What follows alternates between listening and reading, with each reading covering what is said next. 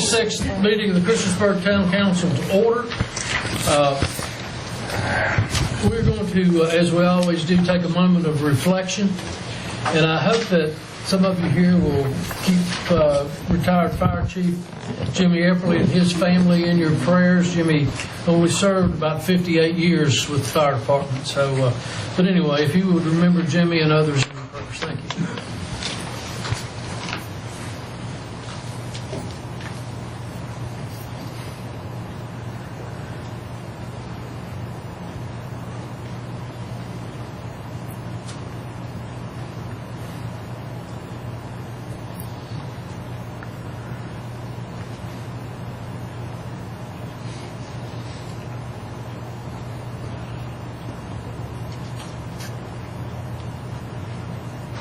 Thank you. Would you all rise for the Pledge of Allegiance? I want to ask Councilman Brad Stipes.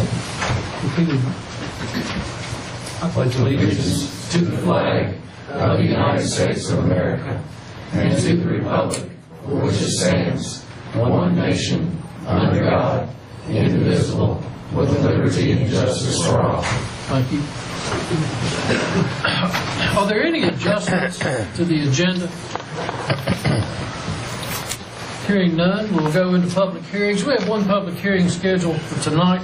It's a street vacation request by Hash Investments, LLC, for an ordinance vacating the entirety of Bristol Drive Southeast, approximately 22,000 square feet, located between 2395 Roanoke Street, tax map number 500-3-B2, and 2435 Roanoke Street, tax map number 500-A-10, and 100 Bristol Drive Southeast, tax map number 500-3-C. Is there anyone here to speak to this?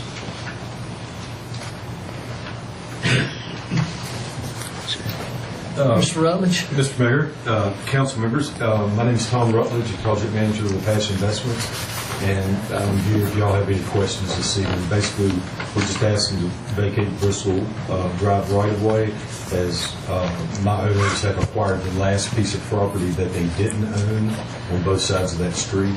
So now I guess we're the only adjacent landowners, and we wanted to make way for a new parking lot for the Dodge facility. Thank you. Anyone else? Mr. Mayor, I'm going to abstain from this because I'm at work for. Any questions? I'll go ahead and suggest that we take action on this item this evening. The street committee did take this up, and when it comes time for a vote, or if it's council's pleasure and we decide to take action on it tonight, I'll provide a little further detail. But I'd like to go ahead. I'll go ahead and make a motion that we add this to our agenda for action under discussion and action by council. Second. Got a motion and a second. Any discussion? Madam Clerk? Yes, sir. Councilman Bishop? No. Councilman Collins? Abstain. Councilman Hubbard? Aye. Councilwoman Sachs? Aye. Councilman Showalter? Aye. Councilman Stipes? Aye. Thank you. That's 4-1-0. It's close. 1-1. 4-1-1. That's pretty good. Can I make one last comment before we move on? That motion was made on the condition that there was no one here to oppose that, to speak against the request. I just want to make that clear. Sort of decided in street committee, or I decided in street committee. I was the only one that was ready. Okay, I just want to make that clear since there was nobody who spoke against it. And that's why I'm recommending it. Okay. Under the consent agenda, we have the council minutes, March 5, 2019, and March 12, 2019, the monthly bill list, agreement for cooperation in furnishing police services with the town of Blacksburg. I think this came before us before, and we backed it off to correct some grammar errors within the documents. Award contract to Allegheny Construction Company Incorporated in the amount of $5,090,774.35 for construction of Cambria Street intersection and North Franklin Street corridor improvements. Change order for the 2018 street repair reconstruction contract awarded to H.T. Bowling in the amount of $102,700.41 for Huckleberry Trail Phase 2D repair and reconstruction. Contract amendment with CHA in the amount of $69,900 for College Street Sewer Rehabilitation and Replacement Project, sanitary sewer evaluation surveys. Contract with Norwood Development Incorporated for 2019 pavement maintenance. We need to schedule a public hearing on June 11th for an ordinance to amend Chapter 42 zoning of Christiansburg Town Code for the purpose of amending the permitted uses in the B2 Central Business and B3 General Business zoning districts to permit microbreweries, art galleries, studios, and similar leisure and entertainment uses. And schedule a public hearing for June 11, 2019 for an ordinance to amend Chapter 42 zoning of the Christiansburg Town Code for the purpose of permitting planned commercial development with conditional use permit in the B3 General Business zoning district. Make a motion we approve the consent agenda as presented. Second. The motion is second. Comments? Madam Clerk? Yes, sir. Councilman Bishop? Aye. Councilman Collins? Aye. Councilman Hubbard? Councilwoman Sacks? Aye. Councilman Showalter? Aye. Councilman Stites? Aye. It is 6-0. Under introductions and presentations, we have an introduction of new employees. Casper Violet, Public Works. Casper, you have a... Casper couldn't be here, Okay. so I'm Travis Moles, Street Superintendent of Public Works. I'm here to introduce Kagan Fisher. Kagan joined our team as a street maintenance truck driver back in February. Kagan was born and raised here in Christiansburg and come to us from VDOT, where he worked for 3 years in Patrick. Kagan, in his spare time, enjoys spending time with his family, and we're glad to have him. Okay, welcome aboard.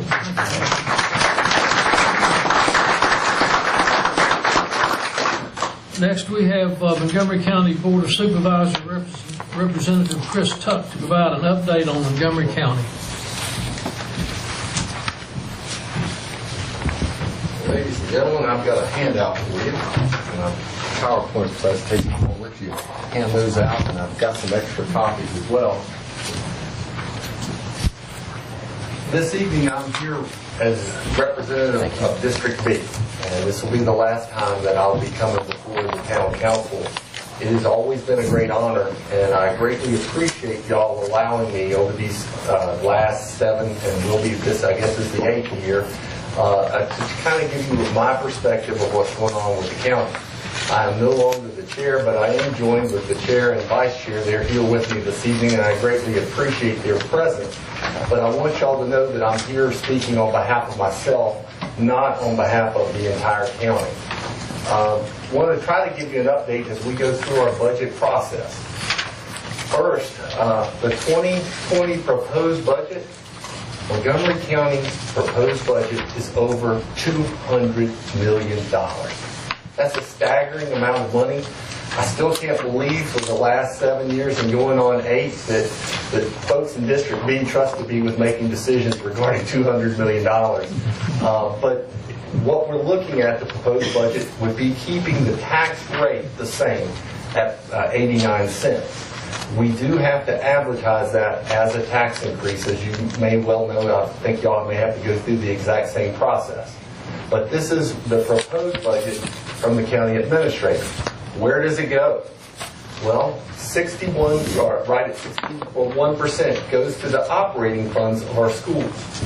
In addition to that, 9% goes towards debt service. So when you put those together, our schools are taking up roughly 70% of our budget.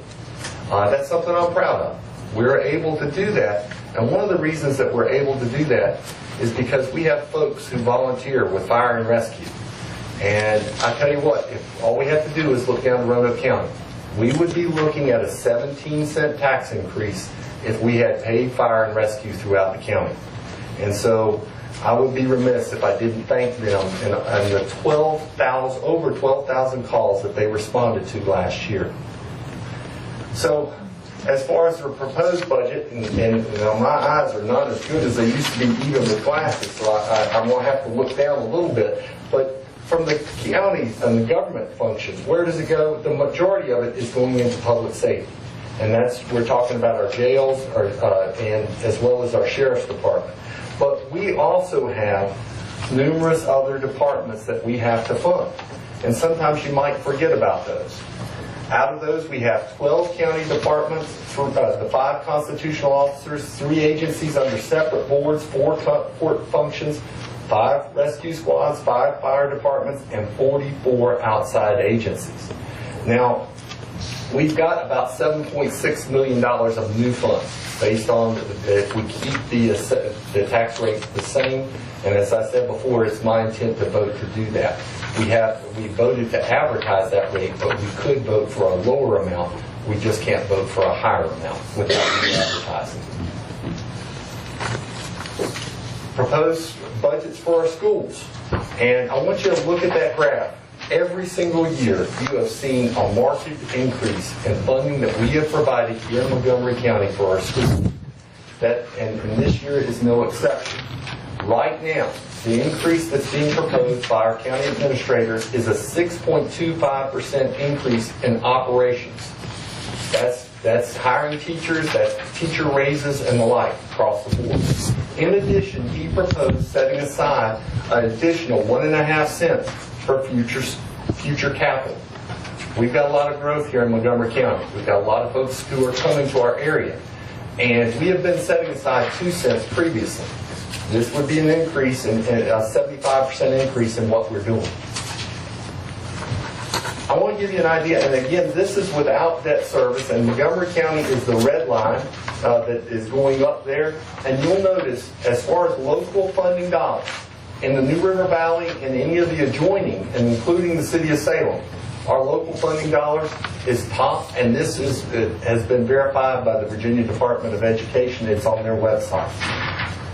Operating costs, again, only when you take in everything that we get from the state, the feds. What are we? Number 1 as far as spending per pupil. And that's, again, without debt service. When you start looking around in other jurisdictions, I'm going to do my best to use the pointer. We're right here at $13,168 per child. An average classroom, 22. You do that math, you're talking about a huge commitment to education. The only locality that is above us is Roanoke City at $14,000 per pupil. You look at Radford, $11,000. We're almost $2,000 per child more than the city of Radford. One of the questions I did ask during the joint session, joint meeting we have with the school board, is how are these other localities able to pay their teachers more than we are when we're putting $2,000 more per child, even when you're talking about removing debt service. Now, the superintendent of schools said, well, it's more expensive to operate Reiner and as well as Eastmont. Several of the supervisors pointed out to the fact that Radford is a small school too, and they've been able to fund their teachers more. And so that was one, and it was an interesting meeting, and it was contentious at times. But that's one of the things as a supervisor I've been frustrated with. We continue to fund our schools better than anybody else around, but we keep getting emails from teachers saying they're not getting it, their share. And that's very frustrating, and I think that's something that, unfortunately, in the 8 years, I haven't been able to crack that nut. But I'm hoping that whoever perceives me or follows me will be able to figure that one out. But I also included Augusta County and Bedford County, and you'll notice those. Those are similar-sized school districts. And again, they're paying $11,267, $11,066. We're at $13,000 per child. So the proposed budget, and this is, I want to make sure there's a lot of information out about salary increases. And I know that y'all may say, well, I heard the state was saying that they're going to pay for the salary increases. Well, unfortunately, they only pay for a portion of it, about 40% of the positions that we have here in Montgomery County. And guess what? We have to match theirs to be able to get it. You didn't hear that necessarily when you had press conferences and all the talk out of Richmond. It was just teachers are all getting a 3.5% raise. Well, Montgomery County has to come up with a big chunk of money. When you look at this, and again, that's the state contribution. This is what it's costing, $4.9 million according to the school's budget. So that means we've got to come up with about $3 million. Now, there is additional monies that are there. One, the $3 million of operating costs that he proposed, but that would still leave a difference. But the schools have gotten an additional $1.8 million in additional revenue from other sources, whether that be state or federal dollars. So it is possible to be able to continue to do the proposed raises, but there would be some trade-offs. One of the things that the school board wants to do is add 16 positions. One of those, and Chair King asked the question, well, how many of those are going to be at the central office? One of those positions would be at the central office, according to the superintendent. The others would be teaching physicians. And so you're looking at 15 new teachers. If one of the things that they asked for was us not to set aside any more money for future school capital. And one of the things that was pretty clear from the school board meeting is they want that money for operations. They want to be able to add the new teachers. And so part of my goal tonight is to let y'all this sink into you, and I hope that you'll reach out to me and give me some ideas as we go into the budget season, because we're going to be voting on this in here in just a few weeks. So, school capital projects. I know that you may have read some articles in the paper, and there was a presentation by Dr. Meyer. The first time we really saw it was at the joint meeting. And again, now I know this is a little bit hard, so you'll catch me looking down. One of the things that we have right now is about $16 million in debt capacity. You may recall that we maxed out our credit card when the roof collapsed. We built the new Blacksburg High School, we built the new Reiner High School, and then we remodeled Reiner Middle School, or the old Reiner High School to be a middle school. If we go above a certain percent, it affects basically our bond rating, which is our credit score. And anytime your credit score goes up, you end up paying more money in interest. And that's something we're very proud of. We've got a great bond rating and something that we want to maintain. So one of the things that the superintendent came and said, and I believe that there may have been some discussions with y'all, but instead of building a new school, that he would start, and they would start within the next year, of remodeling Bellevue and providing an addition, remodeling CPS, and as well as Christiansburg Primary and Christiansburg Elementary. This may be something different than what you have heard before. And I'm interested to have your input in regards to this. You'll notice that the groundbreaking of Christiansburg High School is not really till 2025.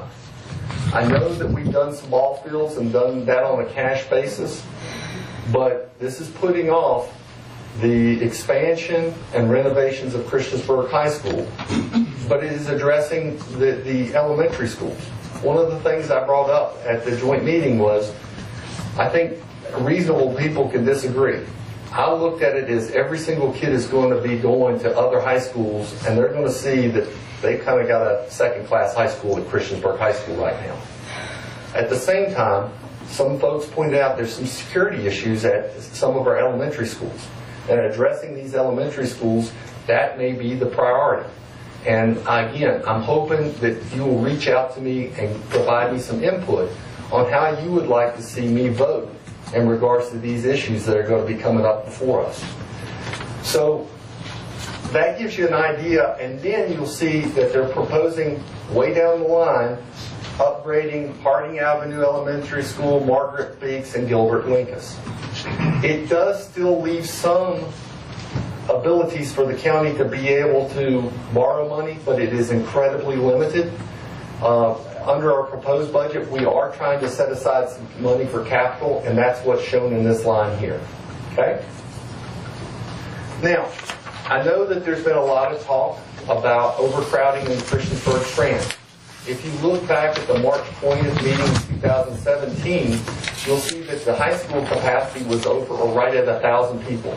The way that the school board is currently calculating it is down in the 800s now. And that they're doing different square footage and different calculations. But I do want to show, if you look at the 2009 numbers, we had more students in the Christiansburg Strand than we do right now. We were able to deal with that, and in addition, what we do have now is that nice addition to Falling Branch that was paid for on a cash basis without a tax increase.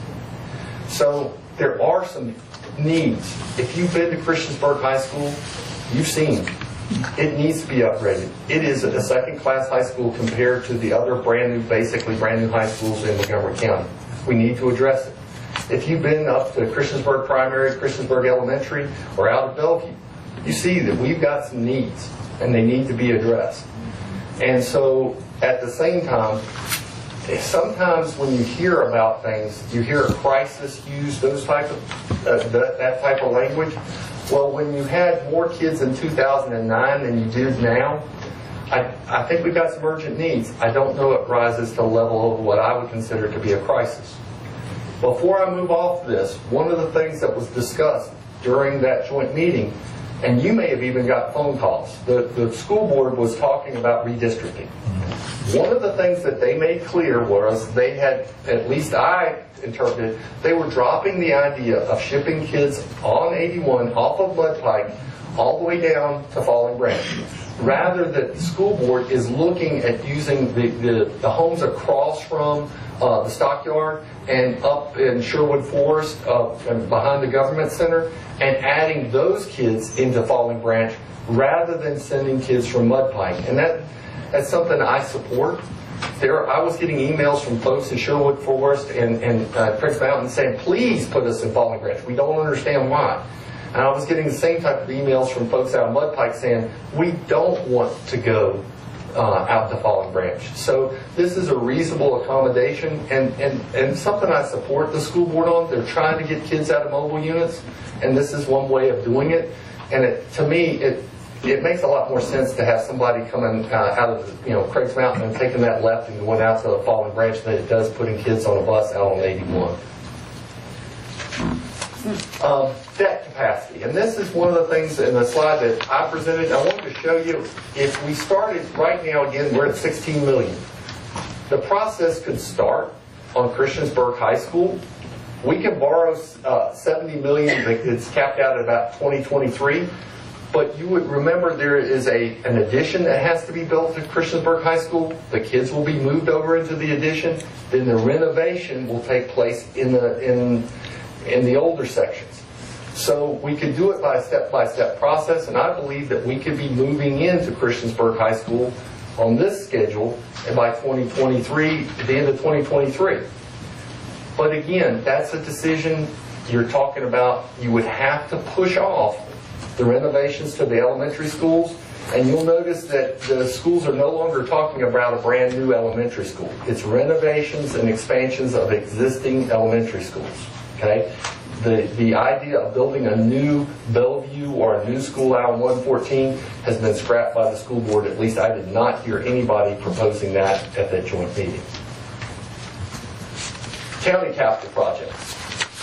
Short term. You may have, if you've gone out Route 8, we're going to be turning the old fire station into our rescue squad. We're going to reuse that space. We're going to take one of the bays. We're going to have bunkrooms. That's going to run about $950,000. We're going to be building a new building and grounds maintenance facility. If you go on Google Earth, you'll see our existing one. It's the rusty building. You see the roof. It's solid rust right next to the Animal Care and Adoption Center. That building has outserved its purpose. It really needs to be replaced, and that's what we're going to be doing. Evaluation of the former sheriff's office, and this is going to be something that some of your constituents are going to be concerned about. We're talking about, and the old clerk's office is in terrible shape, and I don't know that it can be saved without spending millions of dollars that frankly we don't have. In addition, the old sheriff's department, we're looking at converting that into a magistrate's office, but also also moving court services up off of, and if you take court services currently on the corner of Depot and Radford, and court services handles juvenile petitions, criminal petitions, those type of things, but also custody petitions, it would make sense to get them all up near the courthouse. We're evaluating whether renovating those existing buildings makes sense or tearing them down and building new, and we're in the process of doing that. Other capital projects. We need to be looking, just like you guys are looking at parks, we're looking at parks. And lo and behold, before I got elected, I thought parks would be inexpensive. You just put out some, playground stuff. $9.5 to $10 million. And that is for both the Shawsville and the Rhino. We're looking at a new Shawsville Volunteer Rescue Squad facility. I believe that building was built in the 1930s. It doesn't have air conditioning in the basement of the lower section. It is in serious need of major upgrades, and so we're going to be looking at a brand new one at a different site. Renovation of the former sheriff's office again, and reused by other county agencies, and then renovation construction of library facilities in either Blacksburg or Christiansburg are all on the horizon. In addition, you may have seen where we're reaching out with Radford, looking at ways to extend broadband out in the county.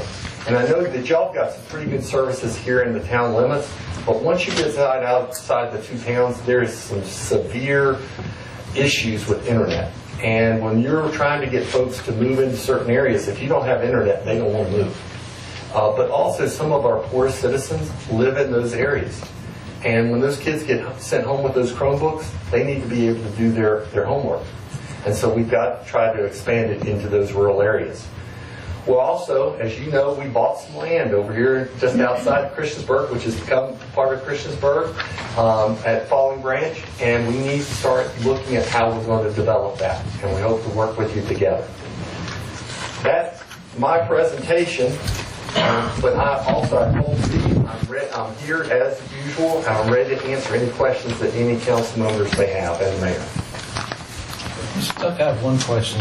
And first of all, I'm sure you'll be hearing more from us, but we certainly do appreciate the connection you formed between the two boards and the emphasis you've given. I've been on this board for 12 years, and you've shown the most interest and been the most active, so I appreciate it. I'm sure other council members do as well. One of your slides, you talked about the number of students in Christiansburg High School was more in 2009. Yep. Why is that? Or is there no real explanation, or is it redistricting? Or no, there was no real redistricting. That's back when our kids were going to Christiansburg High School, and I don't know. We're seeing fewer and fewer millennials having children. Okay. So that is affecting things. We're having young people move into Montgomery County, but they're not having as many children as our generation had. And frankly, our generation didn't have as many kids as our parents did. I'm one of 5, but I only had 2. So there is over a 15, and I put the numbers there for a 15-year trend. Okay. We're up overall over the last 15 years. We're only up 4%, but at the high school right now, we're up 7%. So we've been fairly steady over the last 15 years. I know we got more people in Christiansburg. I mean, I know the population is booming. We're just not seeing as many families. You're right. Okay, the statement sort of surprised me, but the numbers, those aren't huge differences. You're talking about 2009. That was just something that got my interest. Okay. And one of the things, like I said, when you talk about the Christiansburg strand, again, it's 1762. We're talking about 1755. But the biggest difference is we do have Falling Branch. And if y'all remember, we had a lot of mobile units. All of those are gone, but we also added additional classrooms. So. But the high school is still something like 13% over capacity, right?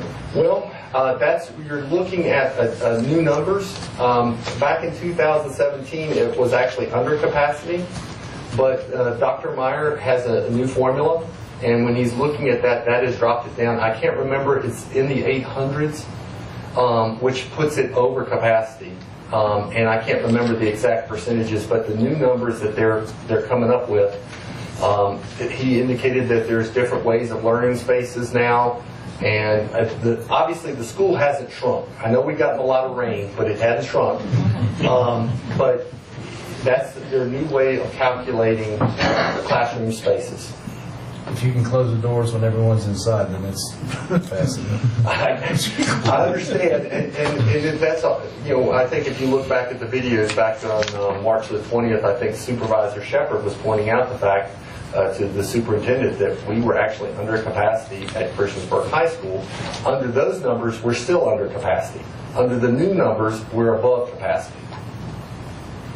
That, again, is not to say that something doesn't have to be done about Christiansburg High School. It does. It needs to be expanded. They need to have the same type of facilities that other kids in this county have. Chris, I mean, you're representing Christiansburg, and you do a great job, and you're here on your behalf, not necessarily your board's. But how do the other schools like Eastmont and Auburn? What's their capacity right now? I they're know brand new that schools. Auburn Elementary is at its capacity. Now, brand new Auburn Middle School and Auburn High School are not at capacity. Eastmont is not anywhere near its capacity. Do you know what Eastmont's at? I don't off the top of my head. Is it like Price's Fork, 30%? No, it's actually about, according to the latest, is about 70%. Okay. So it is up. So they did redistrict that one, because that was pretty low. The school board spent almost $100,000 on that redistricting. It was very expensive, and it didn't move a lot of children.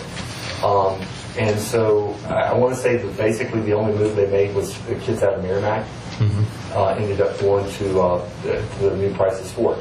But one of the things that we just approved of, and we've seen some growth, is out of Price's Fork. One of the things I'm excited about, if you've looked at the Price's Fork Elementary School, it's really coming along. We're going to see a brewery out there. I think we're going to see a real community be built out there.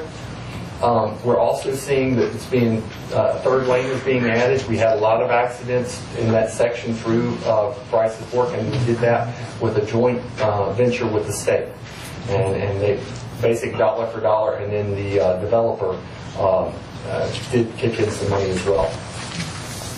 So I'm sorry I don't have those numbers, but I can get you the exact numbers on the other schools' capacities. I'd like to see those. Okay. Thank you. Any other questions? That total funding per pupil, that's very interesting. I didn't never realize this, that we are doing so well by our individual students, and I think that's extremely important. I would have a question here. You have the breakdown here about when these upgrades are going to happen. Now, are you talking about Dr. Myers's? Well, I'm not sure. This is Dr. Myers's slide that he provided, and these are numbers that he has provided that we just got a week ago Monday, so about 8 days ago. The debt capacities, you'll notice, are very similar over here. This is money. He is saying, well, we only need to put about $1,700,000 instead of $3 million aside in this pot right here, and then he's got rough starting rate. If you look at these numbers, by 2023 we can borrow $70 million without affecting our debt. But we can borrow some money before that. That's the total right there. The estimated price tag for the renovated and expanded Christiansburg High School was $73 million. You'll remember that we have been putting cash basis into some of those upgrades. We had a small amount of cash, not $70 million, so we went ahead and did the upgrades to the ball fields. We went ahead, so those young ladies are like everybody else. They can run out of their school and go play softball instead of having to get on a van or a bus and go over to Hartgrave. So in looking at those numbers, these are the numbers where we can borrow money per year as things start coming off and we have more debt capacity. You know, when I first got on the board, we were over $250 million in debt. We've been paying it down. Did that answer your question, Steve? Well, yeah, to a degree. Let me. So is what he is predicting here, or he wants, that the upgrades for see the primary school and the elementary school, they're going to probably do something by 2021? That's what the plan is. Well, he indicated, and he was very aggressive, he was saying that he thought he could really get going right away in that meeting. And this was a very different plan than we've been presented with before. Plans we presented before were, we had to put, 2 years ago, he was a great advocate for us putting this $3 million aside every year. That has changed. He was a great advocate saying that we really needed a new elementary school in Christiansburg. That has now changed. So, change isn't necessarily a bad thing, and these will address these schools. But I'm interested, like I said, to hear what you have to say about whether we go elementary schools first, whether we do these upgrades first, whether we're talking about new elementary school, and I really want to hear from you and what your all's thoughts are. And I know you're getting hit with it tonight, so I don't expect you to I see the 2-cent thing above school capital with that. That's what we're currently setting aside. We have been 2 cents of our tax out of that 89 cents. 2 cents is being set aside for future school capital. Okay. And then when you go back to the per pupil spending, you'll see that we're the only locality that is doing that. None of these other localities is setting aside any other for future school capital. Just like Brad said a minute ago, I really appreciate you coming and talking to us. And, even though the town council, we're not really involved in the school system, but we are involved in our kids are going to Christiansburg schools, and I think all of us on council feel it's sort of our job, to stay abreast of this and keep track of it, and know we want you people to know that we are interested in what's going on, and I appreciate you talking to us. You're more than welcome. I guarantee you, y'all got some emails and phone calls about redistricting. I'm just taking a wild bet. Thank you, Chris. I do appreciate. And on the back row, I see some other folks, so thanks for being here as well. The support is appreciated. Good deal. Chris, thank you. Would you stay up here for a minute, if you don't mind?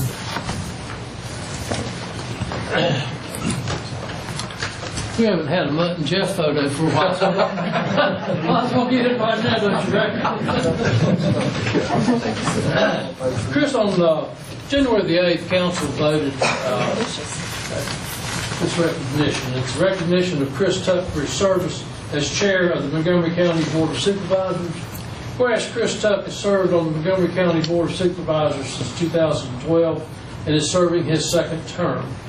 Whereas Chris Tuck served as chair of the Montgomery County Board of Supervisors for 3 years in 2016, 17, and 18.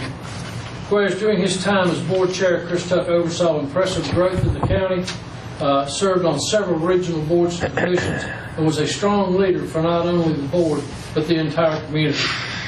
Whereas Chris Tuck took on this extra responsibility while maintaining a busy schedule and actively practicing law in Yuba Valley. Whereas Chris Tuck's dedication to the residents of Montgomery County during his time as board chair has not gone unnoticed, and he has been integral in setting the county's annual budget, enacting legislation, adopting policies, and fostering a high quality of life for the community's diverse population. Now therefore be it resolved that the Christiansburg Town Council meeting in regular session on January 8, 2019 formally recognizes Chris Tuck for serving 3 years as board chair and thanks him for his dedication to our community. Chris.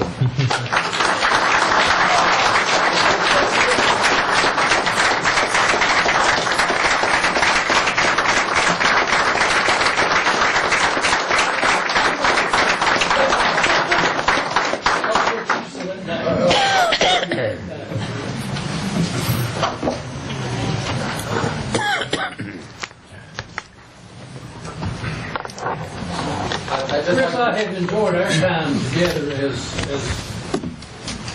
heads of councils and supervisors, and I will miss not being able to stir that liaison group up on Wednesday morning. Well, you can stir it up tomorrow morning. Tom will be there.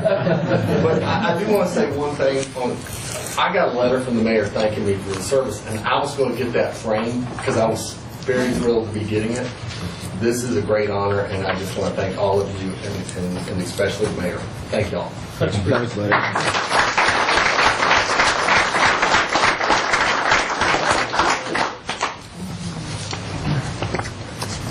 Chris, maybe our next Mutt and Jeff picture will be enjoying a cool beverage somewhere on the deck. We have Justin Sanders, who's president of Downtown Christiansburg and Corp, to provide an organizational update and to request street closures for the wine and artisan events on May 4th, 2019. Well, there he is. Hello, hello. Good evening, Mr. Mayor, members of council. Good afternoon, folks in the audience. It's hard to believe it's been a little over a year since I was here giving you all an update. That's not because I don't like seeing you. It's because we've been very, very busy over the course of the past year. So I wanted to come this evening and give you all a quick update on what DCI did in 2018 and the exciting work that we have planned for 2019.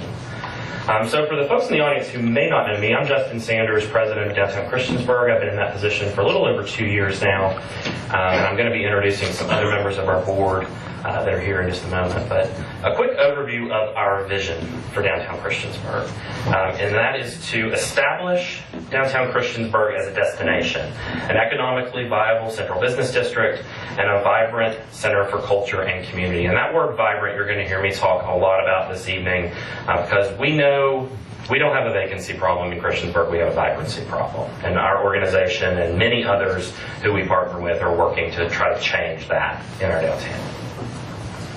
So what is our mission? DCI, we work to promote and progress Downtown Christiansburg to achieve its full potential, and we do this in a number of different ways.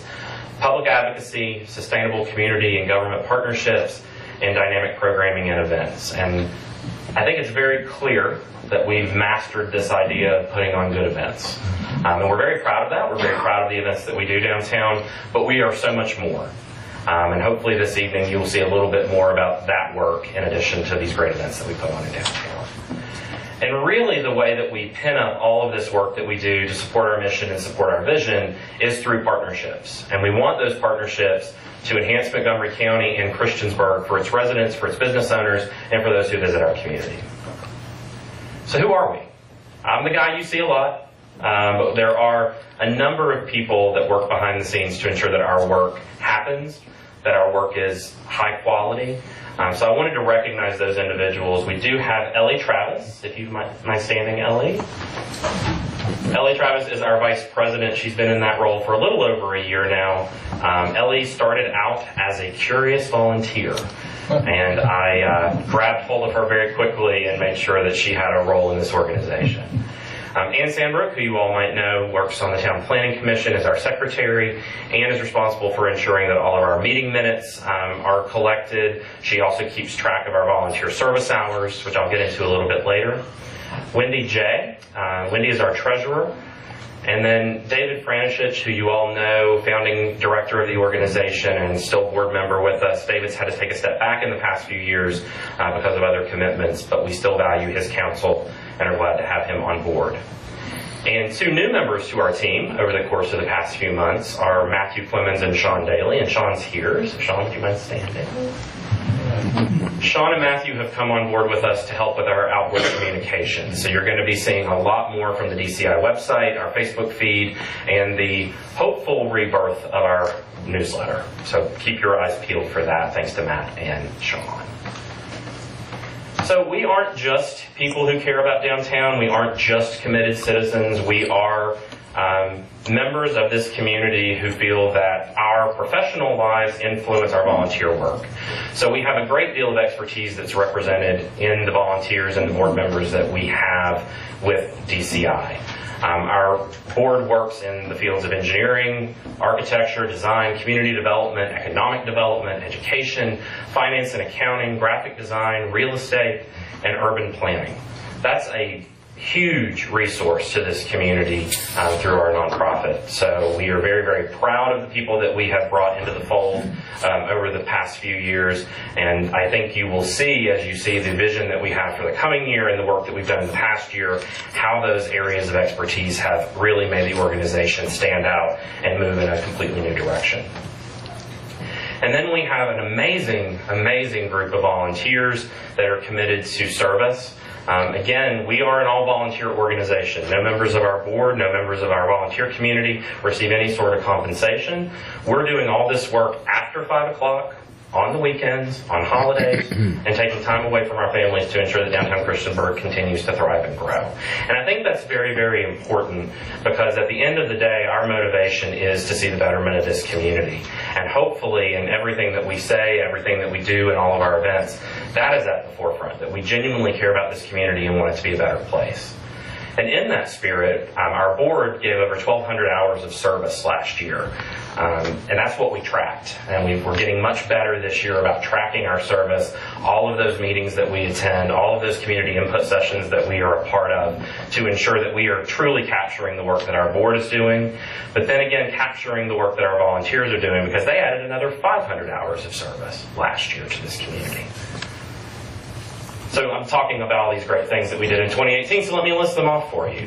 So last year we saw unprecedented collaboration with members of council, with town staff, and local partners.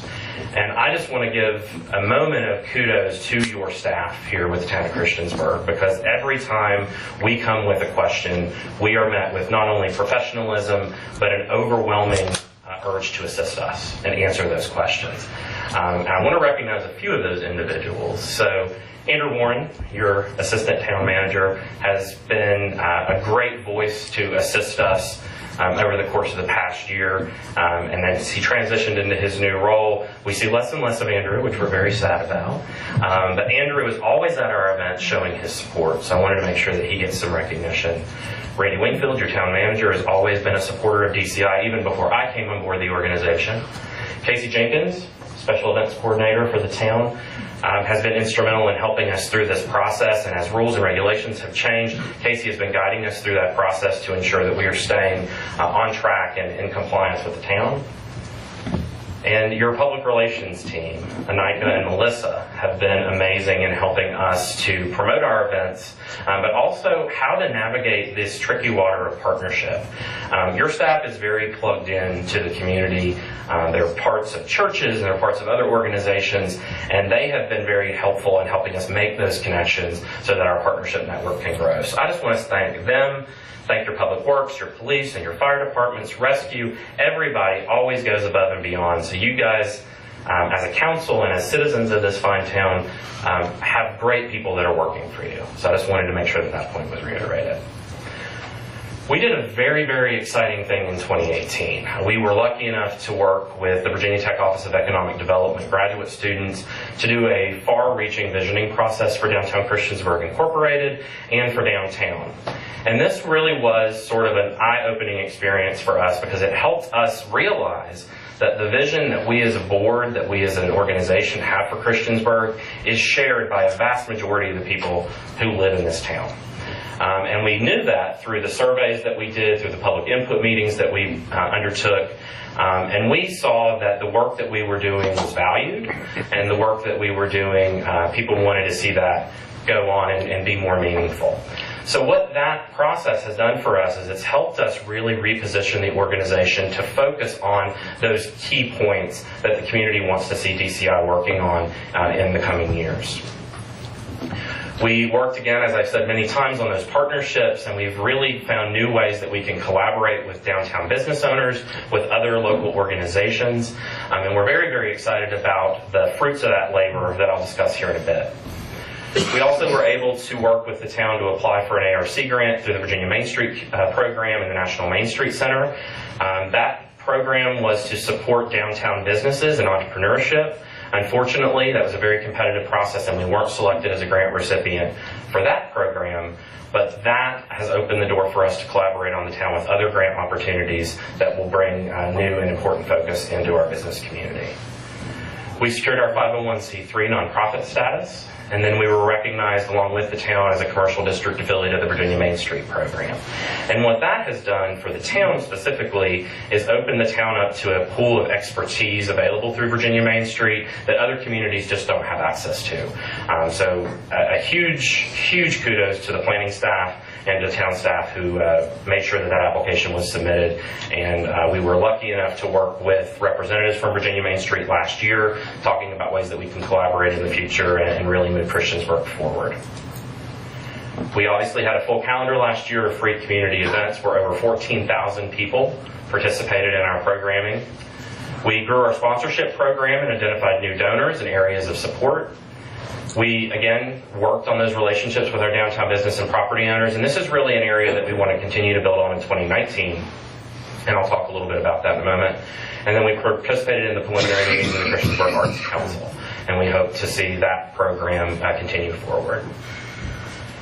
So this was last year's food truck rodeo, our largest ever, our largest number of food trucks on Main Street, our largest attendance of individuals downtown. We were very, very proud of this event. I think it was the most streamlined and professional event we've ever put on. And this isn't just people going and eating at food trucks. It's the busiest night of the week, busiest night of the year at McAdoo's. It's the busiest night of the year at Charlie's. Downtown businesses that choose to stay open are getting patronage, so this is contributing to our local economy. We continue to bring vibrancy downtown through other events like our Wine and Artisans programming and our Talk of the Town series.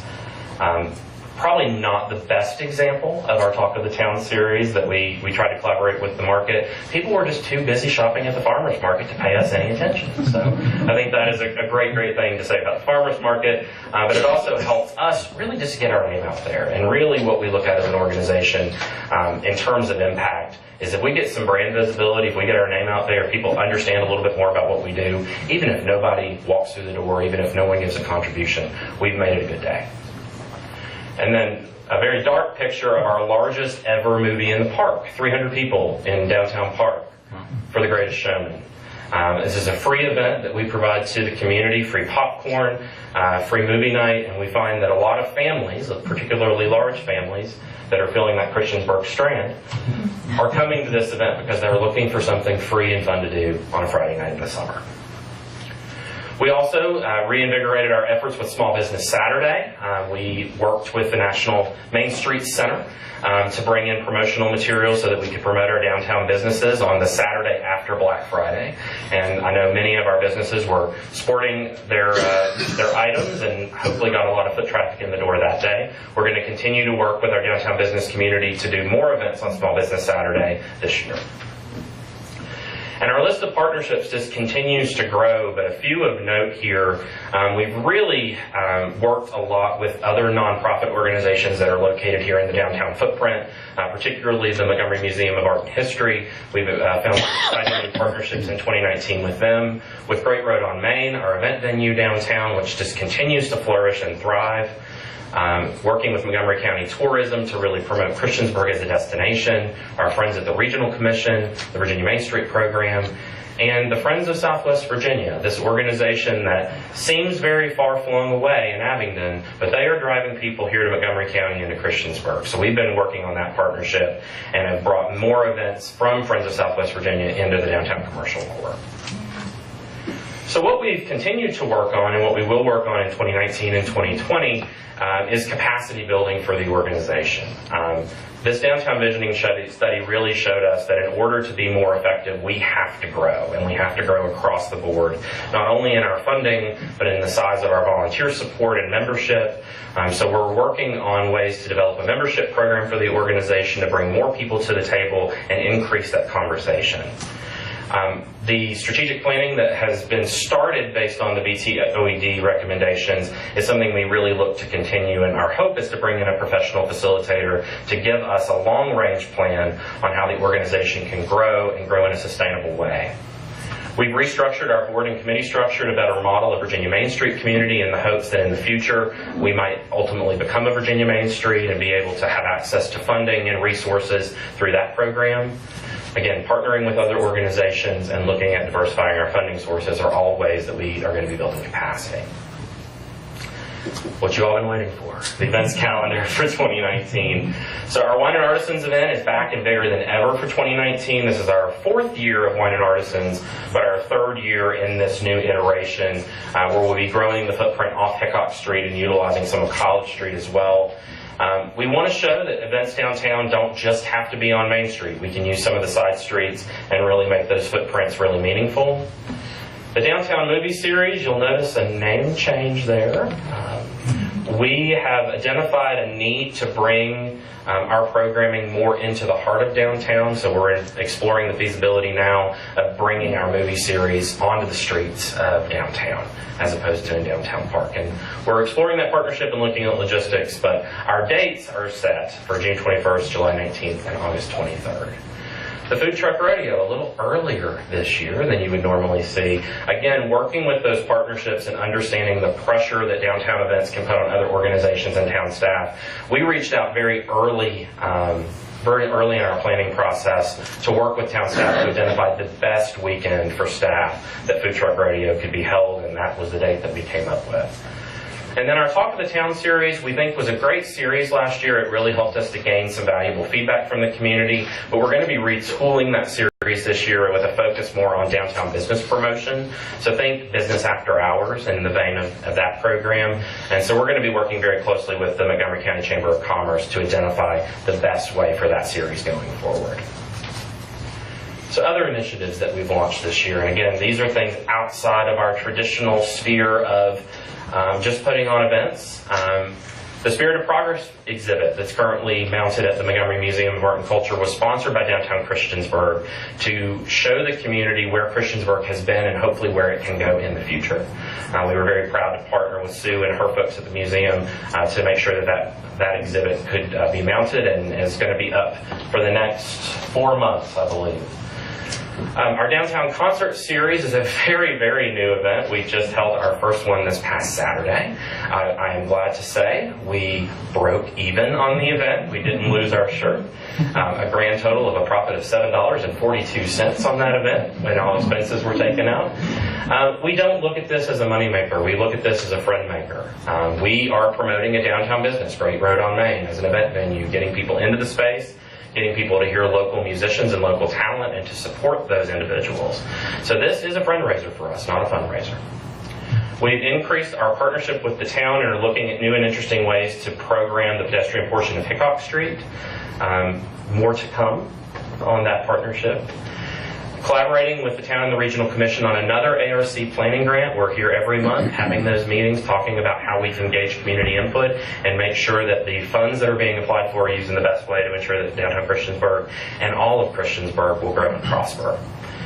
And we are going to be assisting the town on the Downtown Love Sign Initiative, and more to come on that as well, as that's a relatively new partnership that we're exploring. Again, I mentioned that Sean and Matt are going to be undertaking increased use of our website, social media, and our newsletter.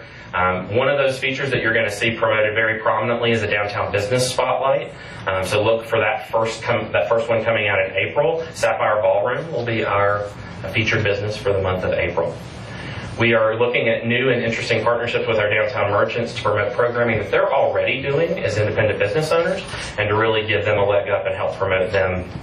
We're participating for the first time ever in Get Big and RV in April, so look for me begging you to contribute to the organization in just a few weeks. Working very closely with Lisa and Irene at the Montgomery County Office of Tourism to recognize hospitality and tourism leaders. We're going to be working with them on their awards program this year. And then working on ways to do cost-sharing initiatives with other downtown organizations, nonprofits, so that we can be sharing some of the cost of putting on these events so that it's not so burdensome on one organization to incur all these costs. So really, as I mentioned before, we've got a lot going on in downtown Christiansburg, and our problem is not vacancy. We have a lot of wonderful property owners and business owners in our downtown community that care about Christiansburg, that want to be successful in their business ventures, and they're also asking for this vibrancy.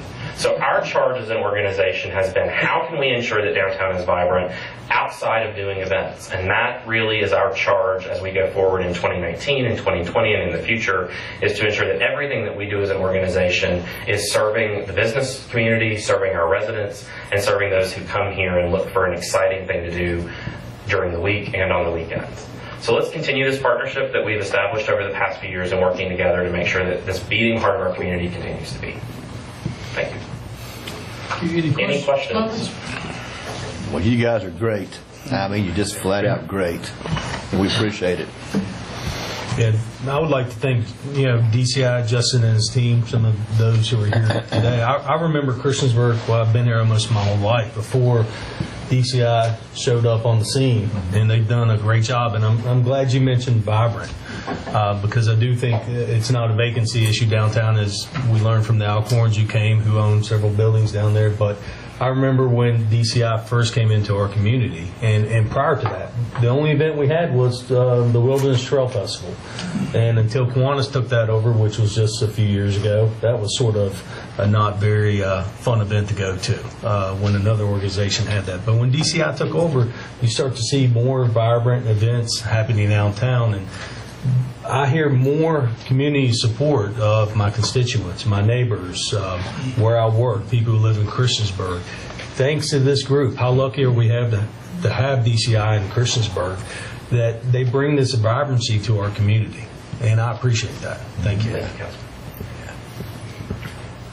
So while I'm here to talk about how we're not just an events organization, let's talk about an event. So this is the footprint that we've proposed and worked with the Special Events Committee for our Wine and Artisans Festival coming up on May 4th. Again, really hearing feedback from the town that we really want to focus our efforts on promoting not just Main Street, but our side streets. And we have such a wonderful resource in Hickok now with the lights and with everything that's been done to improve that pedestrian experience. So our footprint includes that, as long as the remaining balance of that portion of Hickok Street. And then we snake down the corner, down College. So our vendors are going to be lined up along College Street, our music stage. Tables and chairs and areas to mingle are going to be located there at the intersection, and then food trucks down College Street. This is to get the noise away really from the stage area and from our vendors, because a lot of these food trucks are going to be running generators. So putting them on that street, giving them a little bit of distance. We worked with our adjacent property owners to identify parking opportunities. Our lot that's going to be closest to the event grounds is the lot adjacent to Hickok Street.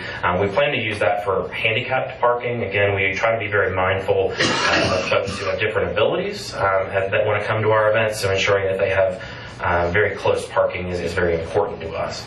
So working with St. Paul's Methodist Church, Christiansburg Presbyterian Church, the Alcorns, and using obviously town-owned lots, we think we can provide a nice amount of parking for the folks that are going to be coming down. The event is expanded this year in that we moved to a Saturday as opposed to a Friday evening. That's something that we received from our merchants, that they wanted more time.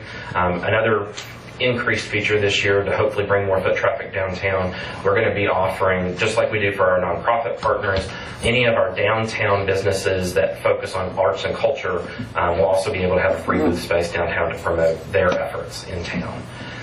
So it's like I said, it's an L-shaped footprint. I think it maximizes the space as best we can, and our hope would be to continue to grow this event, that we can fill even more downtown. Anyone have any questions? Good presentation. Chris, thank you. Thank you very much. Next we have Christiansburg Institute Executive Director Chris Sanchez to present regarding Christiansburg Institute Incorporated. I am not Chris Sanchez. I am Marcy Schnitzer. I'm the Vice Chair of the Christiansburg Instituting Board. And I am Debbie Sherman-Lee, Treasurer. Christiansburg Instituting. And we're here tonight to present progress and also give you more information about where we are in our exciting progress towards reconstruction of the roof. Okay. Make sure I can use this thing then. Okay. So, first of all, I'm somewhat distance challenged.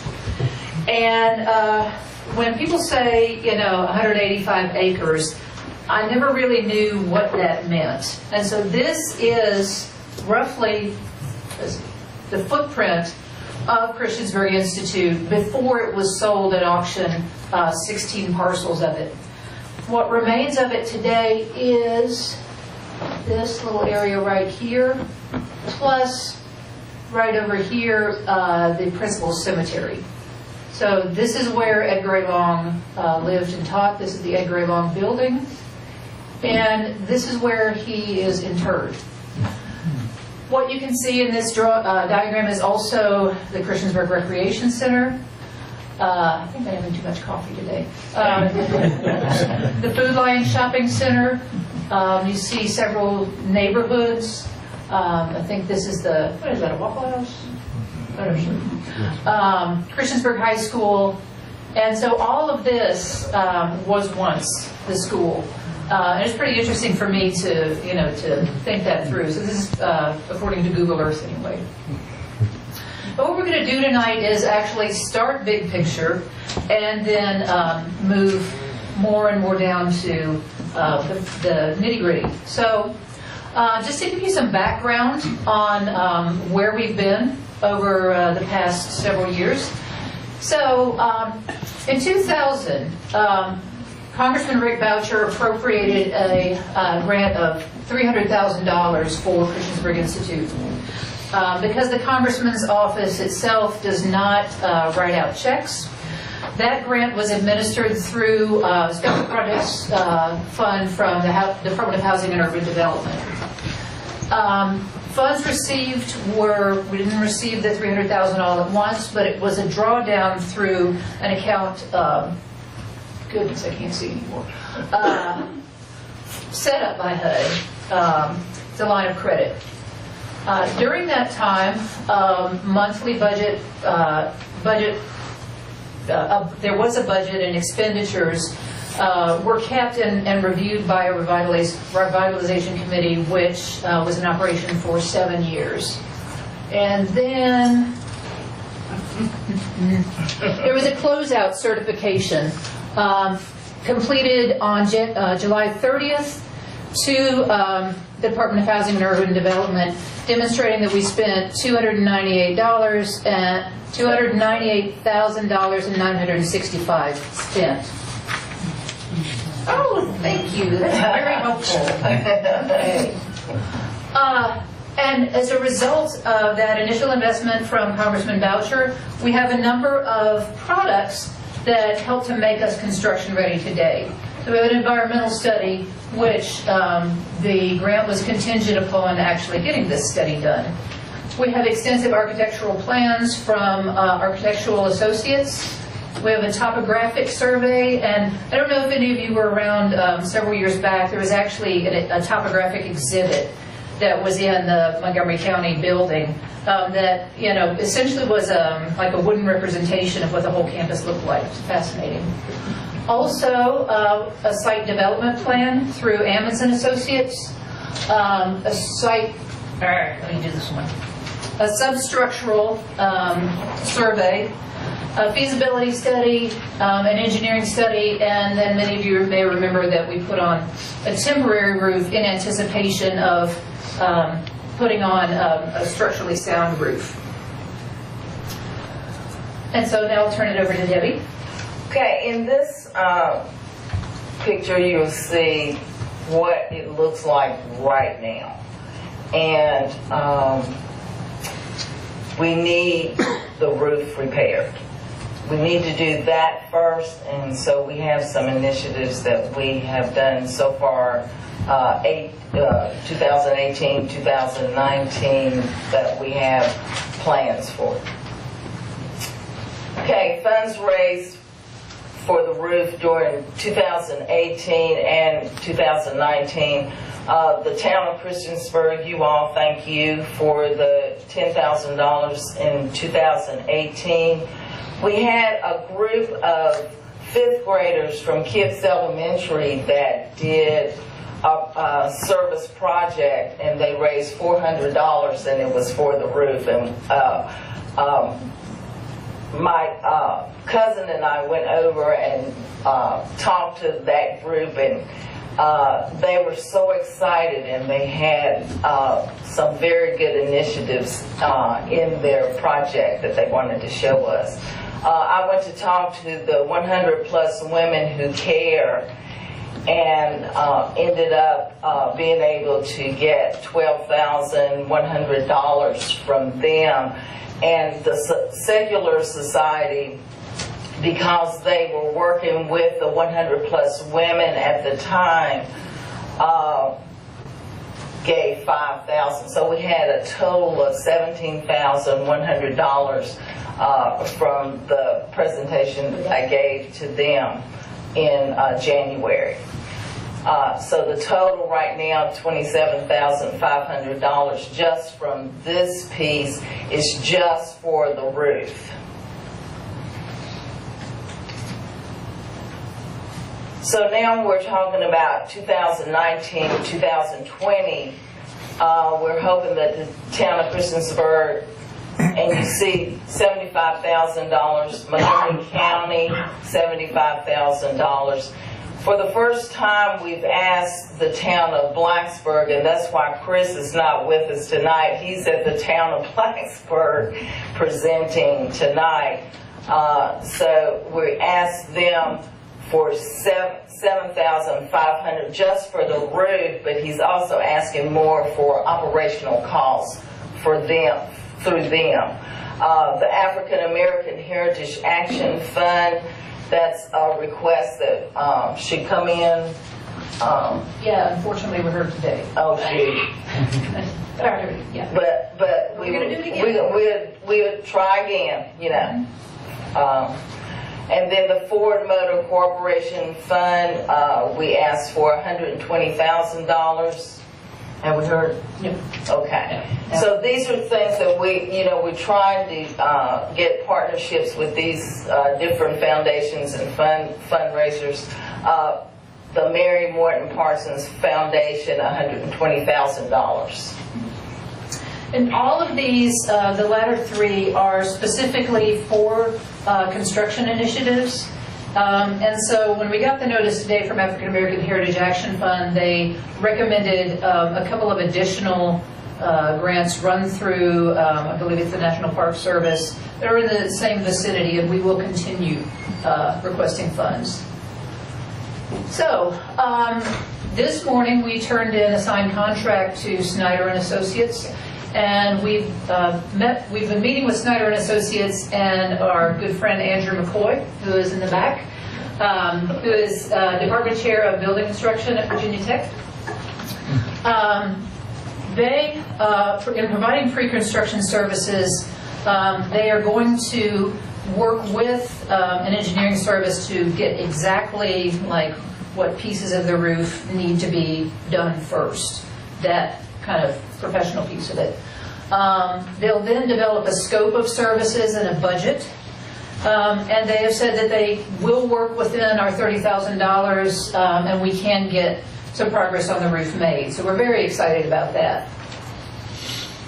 And this is what we're up against. These are the challenges. So you can see the rippling on the roof. And this is a sign of structural instability underneath. And so that's really our first priority, is to address the substructure of the roof, so there's no more damage. Whoops, wait a minute.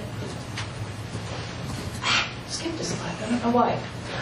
So there was another slide that disappeared, which showed that there were 2 additional gables built by Jack Vai. And when, I don't know if you can envision a gable structure, but when the additional gables were put in place, some of the structural beams were actually cut in a way that makes it very structurally unsound. There was also fire damage that occurred. And so that's one of the additional things that Snyder will be addressing. And then also under the roof, there's evidence of water damage which needs to be repaired. So we will have a better picture once Snyder gets underway of exactly the scope of repairs that can be done within roughly $30,000 as we continue to raise a few thousand here. So we have a good task ahead of us, but we feel very confident in our partnerships and how we're moving forward. Okay, and so under the community asset and national destination, we're talking about tourist destinations, and we want to make Christiansburg Institute one of those for our historic site here in Christiansburg, because it is a historic site, but it needs to be restored. And so the Pew Charitable Trust completed an article in 2018 talking about the wave of interest in African American history that has been a stunning success since the 2-year-old National Museum of African American History and Culture. I believe you've been there. And then yes, I've been there. I've actually been there 3 times. So because it's so large and the history, it takes time to look at the history there. We want to have some history here, and we also want to do some things like they have done, not on their scale, but some things like they have done to show what has happened here in Montgomery County. And my understanding is, at least at this point, there is not an exhibit on black education. Or I don't know if you've seen one. Well, as far as here in like the Christiansburg area, they do have some black education up there, but it doesn't include Christiansburg Institute, and that's one of my goals, is to try to get them to put that in there, because they're always expanding. We are a historic site, and we're on both the Virginia and National Registry of Historic Places. And our history parallels significant markers in black history, not only slavery and Reconstruction, but also the industrial education model that Booker T. Washington brought here. Also, Brown versus Board of Education, there was a test case involving Christiansburg Institute. And desegregation, of course. And so if you go along the way, there are many points that we can link directly to major moments in black history.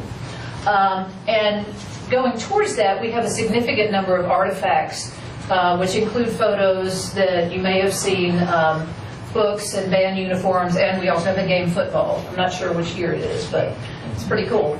And we've conducted over 40 interviews with alumni to get their oral histories of the school. Some, I was looking at one, we have some videos, and one the other day was a woman who graduated in 1928.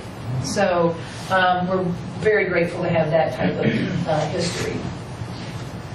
Well, there's the one. I don't know how it got out of the way. So now you can see the roof damage, and also this is called sistering. So if you have like a beam that's been damaged so that it's in disrepair, and you nail another beam on side of it, that's what that is. And then these, it's a little dark, but these are original beams that were cut and then had a new one run through them. So these are some of the challenges that we're up against. So also part of being a community asset and national destination. The community hub, we're trying to get more partnerships, grow enthusiasm, and annual events.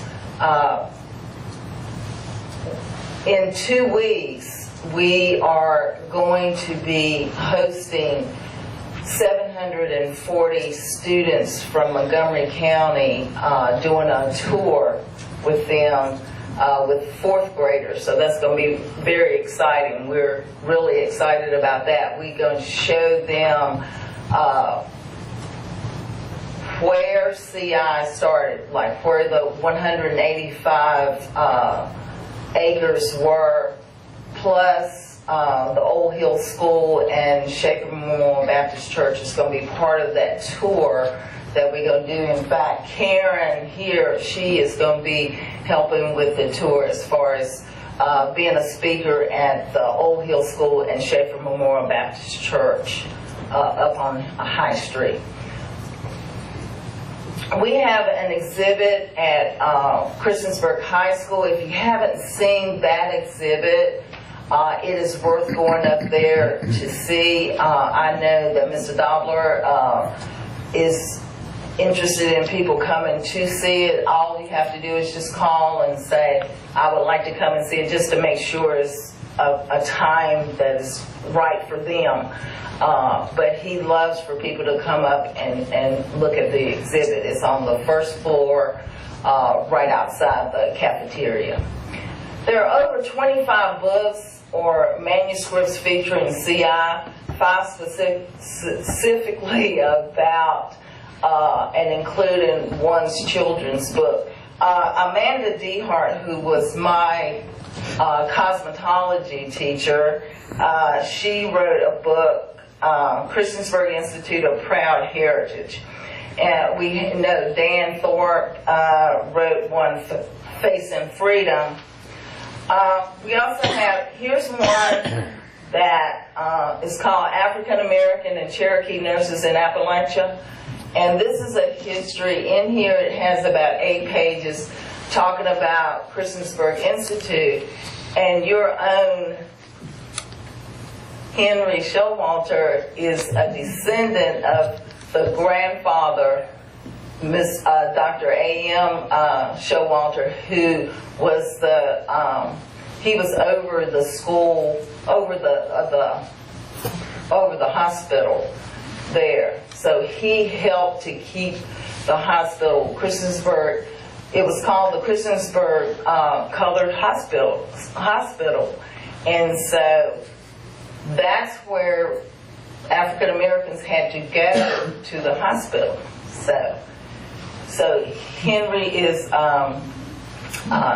grandson of him, and so I showed him this last time you had a town hall meeting to just show that his grandfather was in here.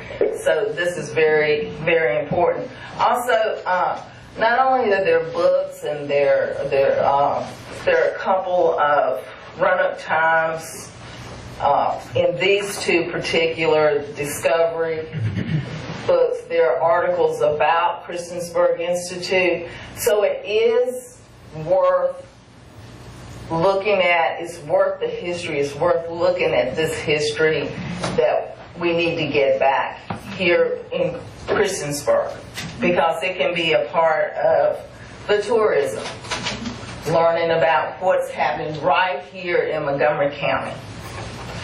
And interestingly, one of the books I found was actually a book of recognition upon the death of Frederick Douglass. And so Christiansburg Institute and the Black community passed a resolution just recognizing Douglass. And this is all compiled in a book that is white produced.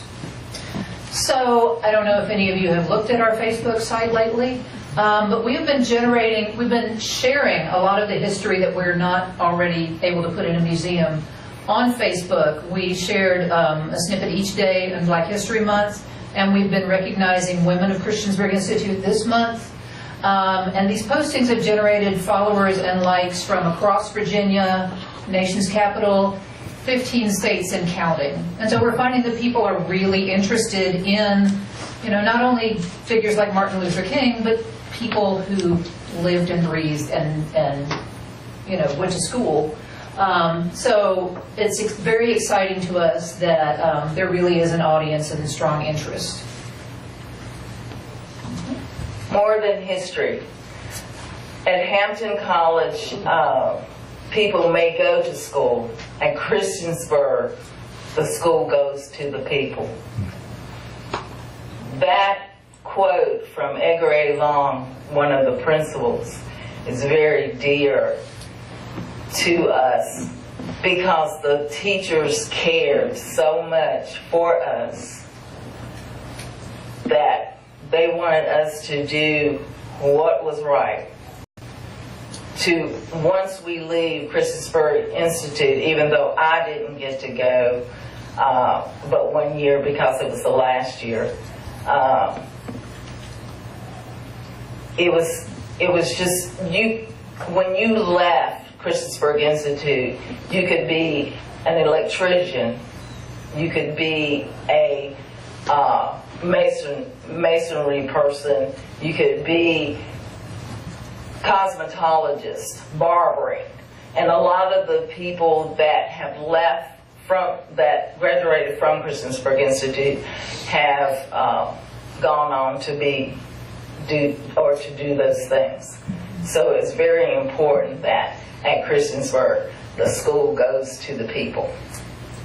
Real quick, because I don't want to break that momentum, but I don't know if we mentioned that the very first slide in the presentation was actually students of Christiansburg Institute Up on the roof. building the roof of one of the buildings. Yeah. So they were heavily involved in all activities of the campus. Yeah, if you didn't know that the students also helped to build most of the buildings on the campus, so that's why they knew what to do, the electricity,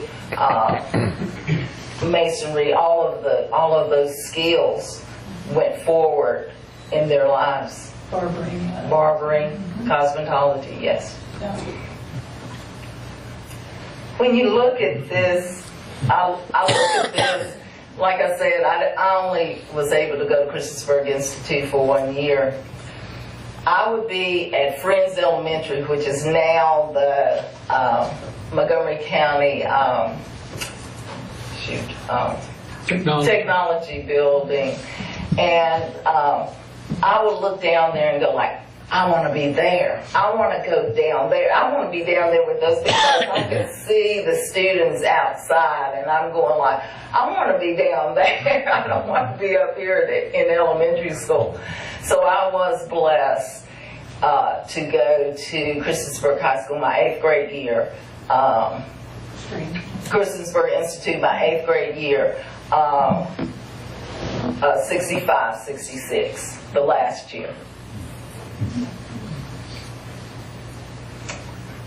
We thought we'd put a picture of basketball in there. That's one of the basketball teams, since we're doing the Sweet 16 right now, so I thought we'd kind of put that in there.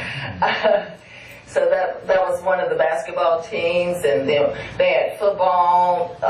I tell you, one of the things that people really loved when I was growing up here in Christiansburg was watching the band. And so the band would play for parades and things in Christiansburg. So that was one of the really exciting things that they did. This is the last class, the class of 1966. And I'm going to point out 2 of those people. There's other people on there, but William Brown, if you don't know him, he was the former chief of Blacksburg, police chief. Okay, so he was in the class of 66. And then James Tolliver down here in the corner. James, right there. James Tolliver is one of the veterans that helps with veteran affairs that we do with the Ruitons here in Christiansburg and elsewhere. So I wanted to name those. There are other people. Mr. Holmes is Rita's uncle, and he was there. He was a sponsor at the time. Yeah, and also band director. Band director. Music director, right? No, he did something. It's 2, and I always get them confused when I was yeah. Anyway. So this is the picture of the final graduation, 1966. We had a video of 5 ladies that came and sung sang the Hail to CII, but it didn't come through, so we didn't get it to go. But Hail to CII was the school song.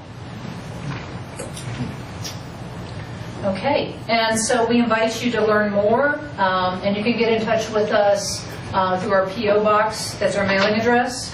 Also, phone number. And we have a Facebook, Instagram, Twitter, and a web page. And I don't know enough about Instagram or Twitter to comment, but those are our addresses there. So we really invite you to check out our social media.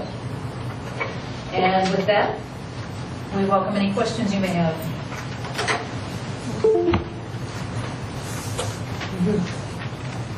I guess my question, you signed a contract with someone, $30,000. You're not using those funds you've already raised to put the roof on. Are you using those funds for that $30,000 contract?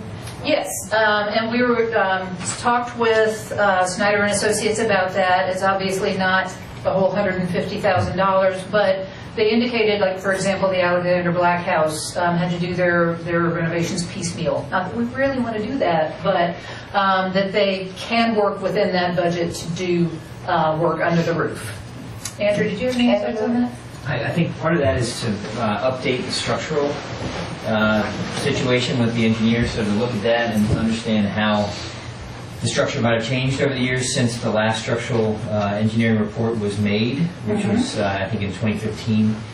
So they're working with an engineer to get some details to know if they want to come in and buttress underneath some of the roof joists that are failing or could fail. You know, what would that look like? And once you get the structure of the roof so that it's working well, so that structurally it's sound, then people can get on the roof and actually start resheathing it or replacing shingles. So they can have hopefully some not the highest cost solutions for how they're going to preserve the roof and make sure that the roof is looking good, and something that they can then start working around how they would work on the exterior of the building from that point. But try to preserve what's at the roof line or above, make it so it's sound, so that people can work on it safely, make sure that they have a good roof structure that will last for a long time, and then look at the building from that point down, right, and how they can work with that. Thank you. One question, is the $150,000 cost estimate still valid? I know that's dated, but is that estimate still? We know that construction costs change, and I don't know if you have any insights on that, but Snyder did say it's a ballpark. Right, I think they're trying to work with the engineer to see what's changed with that, and then they're going to revisit what might have changed in that estimate that they had. Obviously, there's escalation since 2015, and in the industry there's been considerable material and labor escalation, but they weren't able to, in the conversations that we had, and what we've been trying to do is make sure that we have someone who's an advocate on behalf of CI for how they can work with professionals to get the right studies and then be able to recommend what needs to happen, but also with cost in mind. And that's what I've been trying to help advise or volunteer my time to do, and getting in that room, it's been a robust conversation. So I can't tell you that 150 is exactly what it is. I can tell you that cost in terms of trying to find the best solution that is going to also be not necessarily the most expensive solution, the one that will last for a long time, can get them the goal of a building that is preserved well, and then we can start looking at how the interior of the building is used. That's the goal right now, is to try to look at many different options and have a good conversation. Bring in some other professionals that can say, these are 3 different options. We're not just going to go with one. We're going to look at many different ways that we can try to do it, and then price up those options together. Yeah. Thank you. Ladies, thank you very much. We appreciate your time. This next portion is citizens' comments, where if you have questions, comments, you're certainly welcome to come forward. Come to the podium, name and address, 3 minutes. Chris Wallace, 1370 Reed Street. I'm here because tonight you have something on the agenda for a carnival. And I hadn't looked at it before, but I did look at the things that you're placing on them. Now, recently you all saw fit to pass a special events and other outdoor assemblies ordinance. For this carnival, you're going to require police to be paid at their expense. Sums for cleanup, but for years you've been doing all of that for free for DCI and the Food Truck Rodeo. This new ordinance you passed, you said that it's supposed to be content neutral. I don't see how you can call it content neutral when you're allowing one who, up until this past year, was not a 501c3 nonprofit organization, how you have been supplementing their events for years at taxpayer expense. And now, when the carnival comes to town, you're going to charge them for the things that you are providing for free to DCI. It seems that you should either make it free for both events because they're both going to benefit the town in money, people coming here, or you should charge them both and make them both pay to make it equal. Thank you. Thank you. Anyone else? Good evening. My name is Karen Jones. I live at 9 Depot Street Northeast in Christiansburg. And I could be here actually to talk about several things this evening. I could be here to support the plan that the school board has proposed for Christiansburg Elementary School, Primary School Bellevue, and Christiansburg High School. Because some of you may know, when I was in elementary school, Christiansburg Elementary School was overcrowded. And I think that the superintendent has proposed an excellent plan. Or I could tout the wonderfulness of Downtown Christiansburg, Inc. and everything that they're doing to bring vibrancy to Christiansburg. Like many of you, I remember when downtown was the place to be, and they've helped bring that back, so that's wonderful. But today, I am here as a proud legacy of Christiansburg Institute. My grandparents, Ed and Barbara Jones, graduated from Christiansburg Institute. My great-grandmother, Jenny Wilson, graduated from Christiansburg Institute. My cousin, Irma Jones, graduated from Christiansburg Institute. My family attended, graduated from Christiansburg Institute. They attended the Hill School, Friends Elementary, and all. And I'm the beneficiary of the lessons instilled and the education given to them. CI is currently planning for renovations to the Edgar A. Long building so that it can be, again, a vibrant part of our community. The preservation of the roof is immediate and imperative and is just a first step. As a member of the board of the Old Hill School Community Center, I can tell you that our coalition is strong and we are in partnership with one another. Our history is one. Together, we are committed to preserving the history, telling our shared story, and continuing to be a central and integral part of the community. This summer, we're planning a local African American history camp for our rising 5th and 7th graders. And as Ms. Lee said, I'm so excited to host all these elementary school students and share the stories that my granddaddy shared with me as he and my uncle were elementary students at the Hill School. I mean, I just think that's going to be amazing. So I'm really excited about that.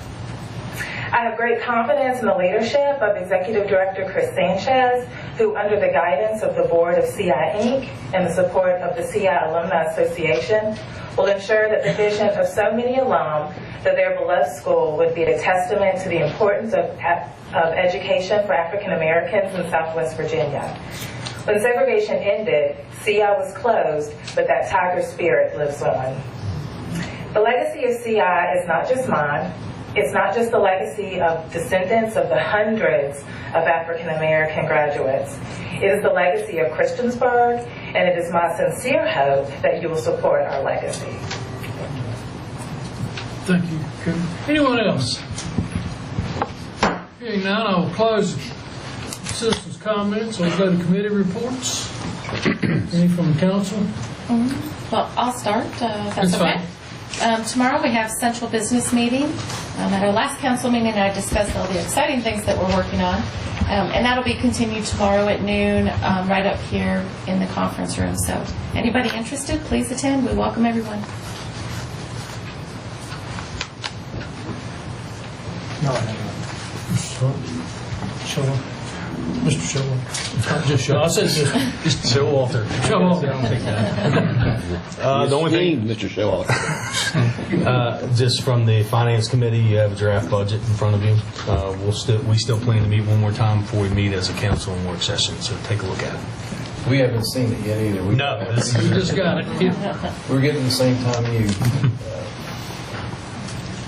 Mr. Bishop. I don't have anything. Mr. Collins. That's it. Discussion and action by mayor and council. First is council action on a rezoning request for F&B Land LP for proffers on Diana Drive. They have requested that we postpone any action on this until May the 28th, and I would accept a motion on that. So moved. I second. Discussions. Madam Clerk. Yes, sir. Councilman Bishop? Aye. Councilman Collins? Aye. Councilman Hubbard. Councilwoman Sacks. Councilman Showalter. Aye. Councilman Stipes. Aye. That is 6-0, thank you. We have a rezoning request for Canberra Storage Partners LLC, agent for Kinson Inc., for an approximately 4-acre property located at 300 and 390 Canberra Street, Northwest, tax map number 466-27-A, from the B1 Limited Business District to the MU1 Mixed Use Residential Limited Business District. Property is designated as residential on the future land use map 2013 Christiansburg Comprehensive Plan. Public hearing was held on March the 12th. Make a motion, we accept the planning commission's recommendation for approval of the request. Second. A motion and a second. Comments? I'll make a quick comment. It was an outstanding presentation. It's been vetted by the planning commission. I've actually been a customer of Varsity Storage and their class operation from stem to stern. I hope we can expect more of the same. I actually remember my passcode is sort of clever how you do that. I'm sure it doesn't work anymore, but the whole operation is quality and it's not a big traffic generator. It's nothing but good I have to say about it. I hope that it's as good as the developments you've already purchased. And you have a great plan, a great presentation. Thank you. Yeah, other we're glad you folks are here, and you folks are great people. This will be good. This will be good for us. Anyone else? Madam Clerk? Yes, sir. Councilman Bishop. Aye. Councilman Collins. Aye. Councilman Hubbard. Aye. Councilwoman Sacks. Councilman Showalter. Aye. Councilman Stipes. Aye. That is 6-0. Next is a conditional use permit request contingent on the preceding item by Canberra Storage Partners LLC, agent for Kinson Inc., for many warehouses and related retail at 300 and 390 Canberra Street. Tax map number 466-27-A in the MU1 Mixed Use Residential Limited Business District. Public hearing was also held on March the 12th. Make a motion that we approve the conditional use permit requests by Cambria Storage Partners LLC, agent for Kinson Incorporated. Okay. That's second. Got a second, Ms. Sacks, thank you. Any comments or questions? I'll just piggyback on what Brad and Harry said. I mean, it was a professional presentation you gave us, and I actually was at the rec center when they had their community involvement sessions, and I believe you're up there at least twice. I know that, so I hope you didn't feel like a Maytag repairman up there, but it was a great presentation up there as well. I mean, just a class act. Thank you. I would just add that there was one condition that was recommended by the planning commission that Didn't see it in here, but what is it? that the property shall be developed and used in general conformance with the conceptual plan and application package as presented by the applicant. We would expect nothing less. That's right. Exactly. So you would amend to with I would one amend property. to that You problem. second? Yes, I did. Yes, continue. I'm just going to say I'm excited about the partnership that they presented to us with linking into the Huckleberry Trail and some amenities for some of the hikers to pull off the side of the road and take a quick break. I really appreciate that. And with that, Madam Clerk. Yes, sir. Councilman Bishop. Aye. Councilman Collins. Aye. Councilman Hubbard. Aye. Councilwoman Sacks. Aye. Councilman Showalter. Aye. Councilman Stipes. Aye. That is 6-0, thank you. Conditional use request by Cole Shows Amusement Company Incorporated, agent for the River Valley Mall Associates LLC, for a carnival at 782 New River Road Northwest, tax map number 435-A-41 in the B3 General Business District. Public hearing was held March 12th. There were 15 proffers, I think? 14, yes, sir. 14, okay. Yeah. I'll make a motion to approve the conditional use permit by Cole Shows Amusement. I'll second. Got a motion and a Let's see second. it, Brad. third. Any comments? I will say this, that the proffers that we put on them that Mr. Walsh so graciously administered to, they're not any different than the proffers that any other club or organization has had placed on them when they presented a carnival here. I know the Christiansburg Kiwanis Club did it 10 or 12 years. We had the same, we had to pay the police, so it's not picking on one or the other. This is established because it is a public event. So. I'd like to add something to that too. Mr. Waltz did refer to helping out other organizations, and the fund that does help them comes from the tourism budget, not tax dollars. So I just wanted to. We're good. Yeah. Madam Clerk. Yes, sir. Councilman Bishop? Aye. Councilman Collins? Aye. Councilman Hubbard? Aye. Councilwoman Sacks? Aye. Councilman Showalter? Aye. Councilman Stipes? Aye. That is 6-0. Thank you. Next is the street vacation request from Hash Investments, LLC. Ordinance vacating the entirety of Bristol Drive, approximately 22,000 square feet, located between 2395 and 2435 Roanoke Street and Bristol Drive, southeast. I make a motion that we vacate Bristol Drive. Second that motion. Okay. Any comments? Well, we were going to talk about it, but it's basically being privately maintained now. The applicant owns all the adjacent properties, and we see it as a benefit to the town to induce, commercial activity, put it back on the tax rolls, and also reduce it from our maintenance operations as a town. So the street committee supports this. We'll maintain utility easements for utilities. Contingent on, us protecting our interest in the sanitary sewer main that runs up there, and the staff is aware of that as well. Okay. Anything else? Madam Clerk? Councilman Bishop? Aye. Councilman Collins? Abstain. Councilman Hubbard? Aye. Councilwoman Sacks? Aye. Councilman Showalter? Aye. Councilman Stipes? Aye. Thank you. Was that 5-0 and 1, Ms. Stipes? Thank you. All right, Tom, tear it up. Thank you. Reappointment of Barry Helms to the Montgomery County Regional Solid Waste Authority Board to a 4-year term from July 1, 2019 till June 30, 2023. You all know Mr. Helms is our former town manager and longtime employee, and he was appointed to this board 2 years ago. I'm not sure if I know who he is. Well, actually, he's been here several times the past few meetings. So welcome back, Barry. I mean, if we can make him last a little longer, like during your tenure, we We've got to get some retirement money. Yeah. So do we have a motion? So moved. Second. Do I have a second? Second. Second, third. Thank you. All right. Barry, thank you for your service, not only now, but in the past. Ms. Stipes? And the future. Councilman Bishop? Aye. Councilman Collins? Aye. Councilman Hubbard? Aye. Councilwoman Sacks? Aye. Councilman Showalter? Aye. Councilman Stipes? Aye. That is 6-0. Barry, welcome back aboard. And thank you.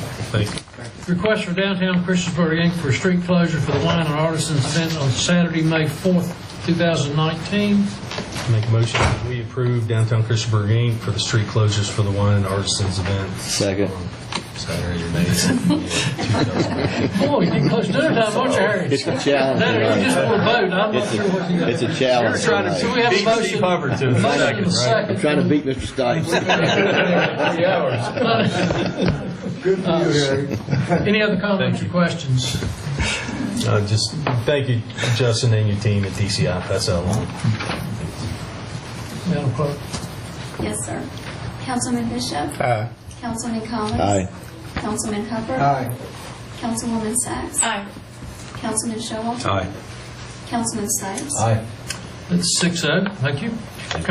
Contract with Acorn Sign Graphics, Inc. in the amount of $434,335.60 for wayfinding signs. And you going to do this before I just have like 4 slides. It'll be quick. Okay. Good evening. We just wanted to pull this out. We originally had it in the consent agenda, but we haven't updated you in a while on wayfinding. It's a larger contract, so we wanted to pull it out and speak to it just a little bit tonight. So a quick update on the RFP process. We received 6 proposals this is for the fabrication and installation of wayfinding signs. And 6 of the proposals we received were over budget, and what we had budgeted was based on a recommendation from our design firm, KMA, that we worked with to come up with the design.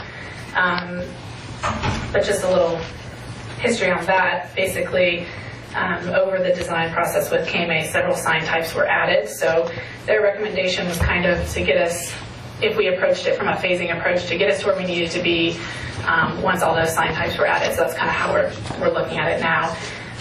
We requested, after we got all 6 in, for them to come back after we reduced the list of sign types that we were looking for.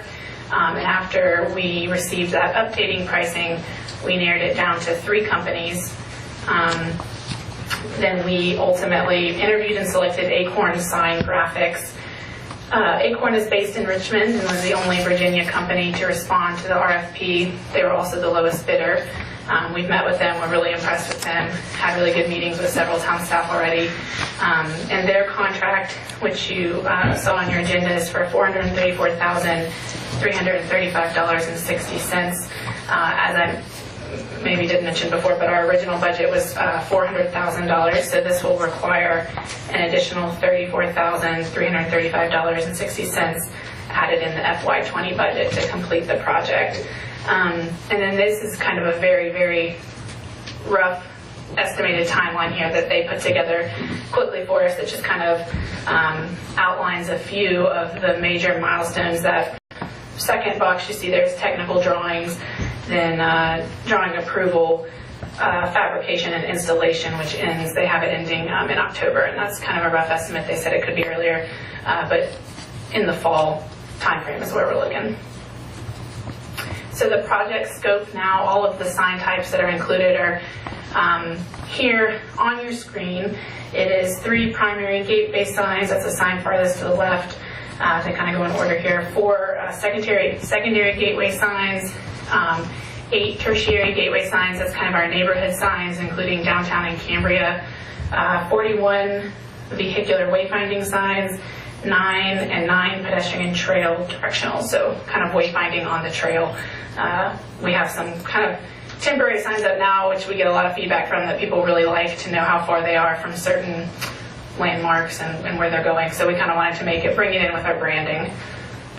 And we selected these sign types as our priority because they really provide kind of a well-rounded wayfinding program.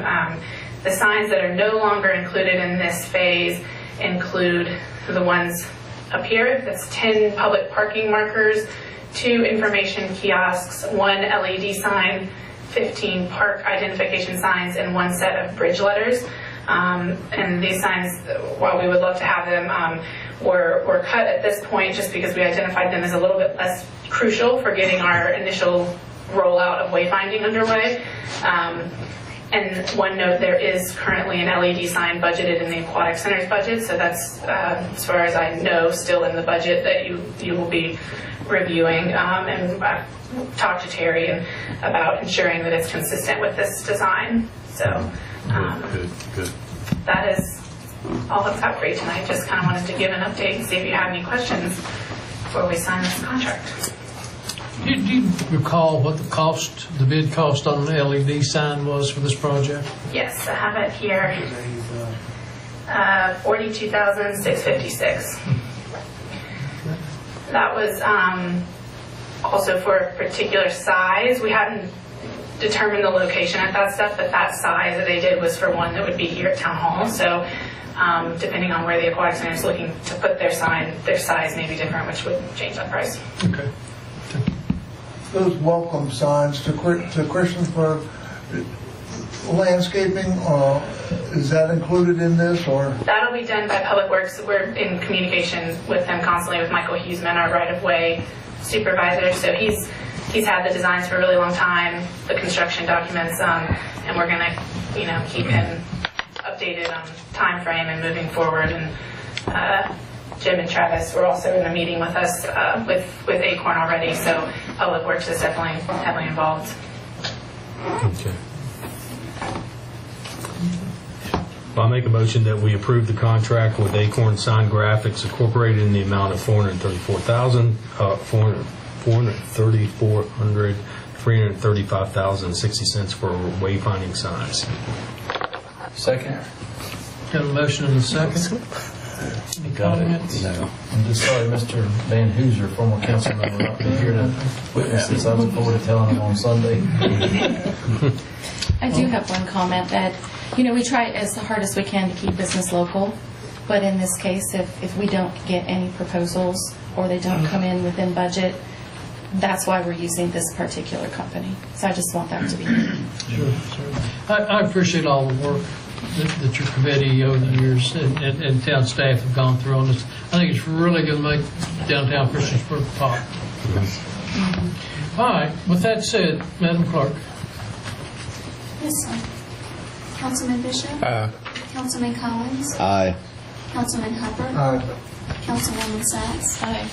Councilman Showalter? Aye. Councilman Stites? Aye. That's 6-0. And thank you very much. And to those that had items come before council tonight, we appreciate you coming, staying through the presentations and maybe learning a little bit more about what we're all about. Staff reports, town manager. Well, just point out that there's a job fair at the high school on April 4th. And as Councilman Showalter pointed out, that you have a draft budget in front of you. We plan on presenting that at the next council meeting.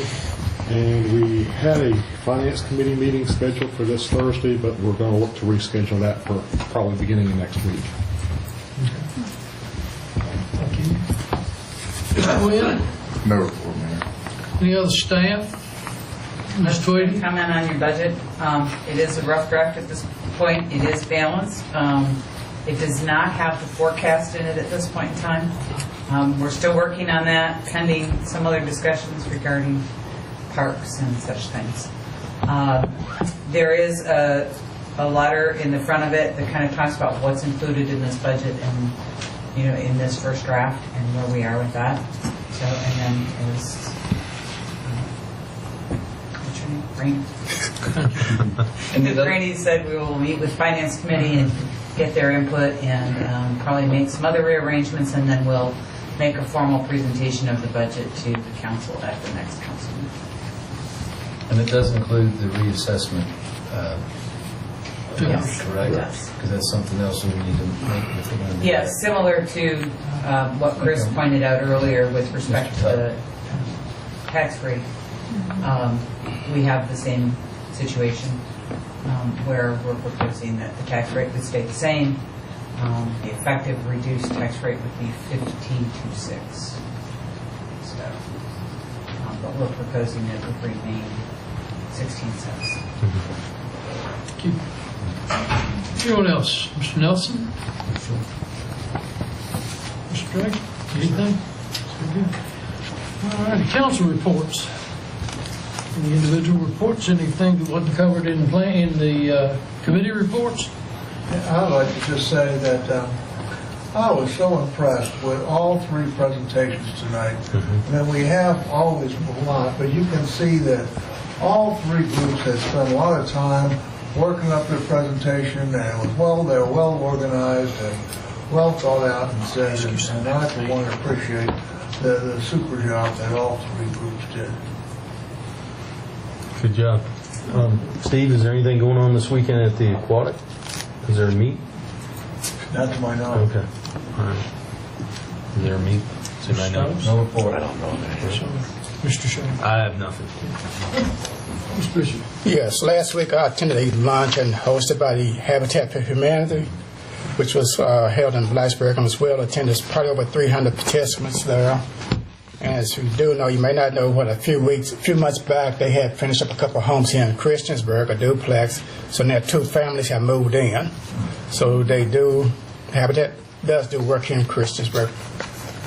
Good deal. That's all. Good deal. And in reference to that, one of my coworkers was actually a recipient of one of the houses. She's a single mom that works. So I get to see this program in action, and it does benefit people in our town. Thank you, Sam. All right. Mr. Collins? Yes, sir. Yes, sir. Thank you very much. I would like to welcome Sherry Blevins to our meeting. Sherry is a candidate for the Board of Supervisors. I think wants to take Mr. Tuck's job, I think. Former job. But anyway, welcome. I know that's fun. April, always good to see the Board of Supervisors here at these meetings. Is there any other business to come before council? Hearing none, we are adjourned. Thank you. Well, yeah, I said we're going 300.